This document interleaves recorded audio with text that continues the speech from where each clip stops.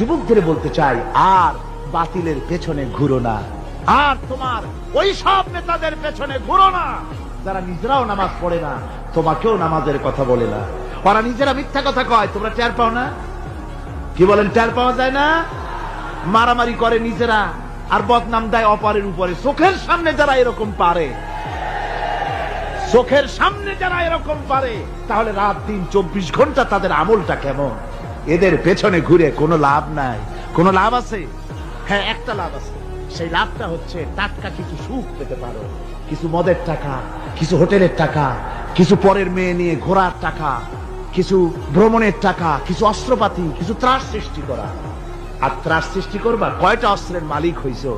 যুবক, তরুণ, বিপদগামী তরুণদের বলবো, সরকার অননুমোদিত অস্ত্র যাদের কাছে আছে, শুনে রাখো, এই অস্ত্র কাউকে ক্ষমা করে না। এই অস্ত্র কাউকে ক্ষমা করে না। সাপ পোষার মতো, যে সাপ তুমি দুধ কলা দিয়ে পোষো, ওই সাপ তোমাকে আবার দংশন করবে। ওঝা মরে না মরে না, সাপ খেলা যারা দেখায় তারা মরে কিনা, ওই সাপেই তাকে কাটে। সুতরাং গভর্নমেন্ট অননুমোদিত অস্ত্র তোমার কাছে, পাইপ গান, রিভলভার, স্টেন গান, এলএমজি, আদমজি, কত রকমের অস্ত্রপাতি যুবকদের কাছে। ঘুম নাই, সারা রাত অস্ত্র থাকে কাছে, আর কি কি লাল পানি খাইয়া চোখ দুইটা থাকে এত বড় বড়, দেখলেও ভয় করে। মাথায় ভাল্লুকের মতো চুল। মানুষ মারো তোমরা, মানুষ মারো। আহা, যারে মারলা একটুখানি হিউম্যানিটি, বিবেক দিয়ে চিন্তা করো।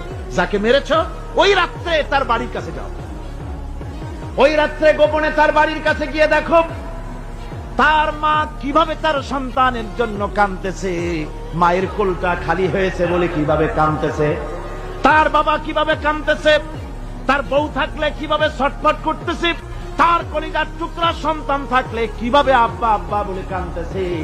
যারে গুলি করে মেরেছো, একবার বাড়ির কাছে গিয়ে কান পাচা